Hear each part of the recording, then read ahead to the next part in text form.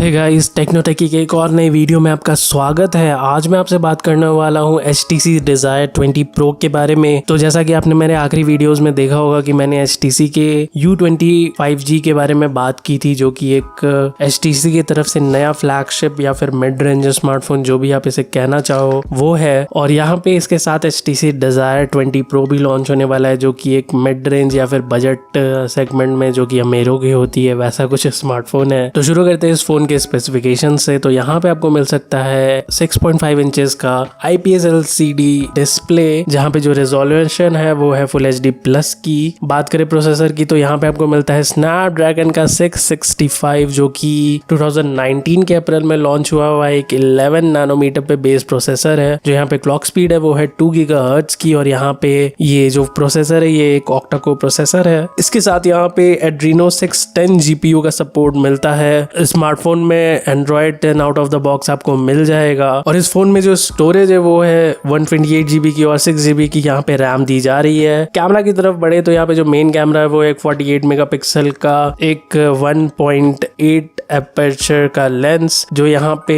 एक wide lens है। ये एक 26 नैनोमीटर पे बेस्ड लेंस है। यहाँ पे जो दूसरा लेंस है वो है 8 मेगापिक्सल का f2.2 पे 118 डिग्रीज पे एक अल्ट्रा वाइड लेंस। जो तीसरा कैमरा है यहाँ पे वो है 2 मेगापिक्सल का माइक्रो लेंस, जो कि f2.4 पे है। और इसके साथ जो यहाँ पे चौथा कैमरा है वो भी है 2 मेगापिक्सल का डेप्थ सेंसर, जो कि अपर्चर 2.4 के साथ यहाँ पे आता है। अब अगर मैं आपसे बात करता हूँ फ्रंट कैमरा की, तो यहाँ पे हमें मिलता है 25 मेगापिक्सल का f2.0 अपर्चर के साथ एक वाइड लेंस। इस फोन में आपको 4K वीडियो रिकॉर्डिंग सपोर्टेड है फ्रंट कैमरा और बैक कैमरा दोनों से, हालांकि वो सिर्फ 30 FPS पे ही है। और यहाँ पे अभी तक ये क्लियर नहीं हो पाया कि इस फोन में आपको EIS या OIS मिलेगा। मेरे ख्याल से इस फोन में आपको शायद EIS ही मिले। एक और जो अच्छी बात है इस फोन की वो ये है कि इस फोन में आपको मिलता है 3.5 mm का हेडफोन जैक। और इसके साथ जो एक और दूसरी अच्छी बात है वो ये है कि इस फोन की जो बैटरी की साइज है वो है 5000 mAh की, और जो बैटरी है वो यहाँ पे क्विक चार्ज का 3.0 वर्जन सपोर्टेड है। और बॉक्स में भी आपको 15 वोल्ट का चार्जर ही मिलेगा। इस फोन की जो USB है वो है USB Type-C की। जो फोन की प्राइसिंग है, अब अगर इस फोन की प्राइसिंग की ओर बढ़ते हैं तो यहाँ पे आपको ये फोन ग्लोबली $300 से $400 के बीच में मिलता है, जो कि इंडिया में करीबन 23,000 से लेके 30,000 तक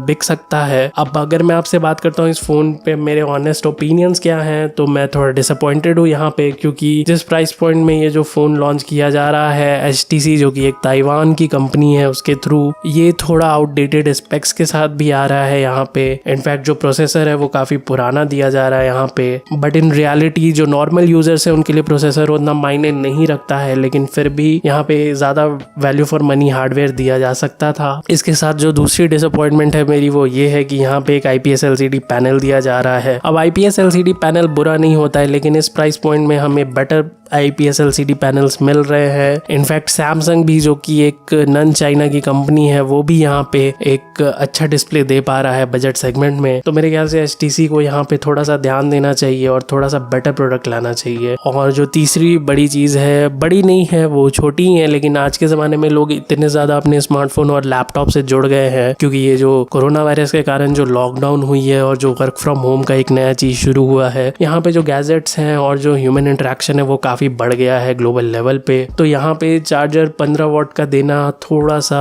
एक माइनस, या फिर मैं ऐसा बोलूँ कि बहुत लोगों के लिए मैटर नहीं करता होगा, लेकिन एक छोटी सी चीज़ थी कि वो 30 वॉट्स का चार्जर भी प्रोवाइड कर सकते थे। इस फोन में एक इलेक्ट्रॉनिक इमेज स्टेबलाइजेशन या फिर ऑप्टिकल इमेज स्टेबलाइजेशन ऐसा कुछ यहाँ पे बताया नहीं गया है, लेकिन यहाँ पे ऐसे फोन्स को भी OIS देना चाहिए, क्योंकि in the end of the day OIS की जो परफॉर्मेंस होती है वो काफ़ी अच्छी होती है। और एक जो सबसे बड़ी बात लगी मुझे वो ये लगी कि अभी तक जो डेटाज आ रहे हैं उसमें ये कहीं भी नहीं दिया गया है कि यहाँ पे 60 FPS पे रिकॉर्डिंग सपोर्टेड है या नहीं। और अगर मैं ऑनेस्टली बोलूँ तो ये फ़ोन थोड़ा ओवर प्राइज्ड है। यहाँ पे जो फिंगरप्रिंट स्कैनर है वो पीछे दिया गया है, वो एक इशू नहीं है, क्योंकि फिंगरप्रिंट स्कैनर रियलिटी में उतना मैटर नहीं करता है, फिंगरप्रिंट स्कैनर होना ज़्यादा मैटर करता है। तो अगर आप सोच रहे हो इस फ़ोन के बारे में, तो इंडिया में तो अभी लॉन्च ये होने की कोई आसार नहीं दिखाई दे रहे हैं। हालांकि इसे वो ग्लोबली लॉन्च करेंगे और काफ़ी सारे जो टेक कम्युनिटी के रिव्यूअर्स हैं वो इस फ़ोन को काफ़ी बुरा भला बोल रहे हैं और काफ़ी ज़्यादा डिसअपॉइंटेड हैं। हालांकि अगर देखा जाए कि